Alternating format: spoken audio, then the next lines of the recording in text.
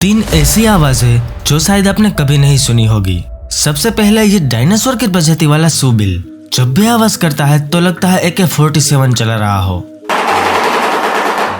अगला मगरमच्छ के छोटे बेबीज, जिसकी आवाज को शायद आपने कॉन्ट्रा गेम में भी सुनी होगी।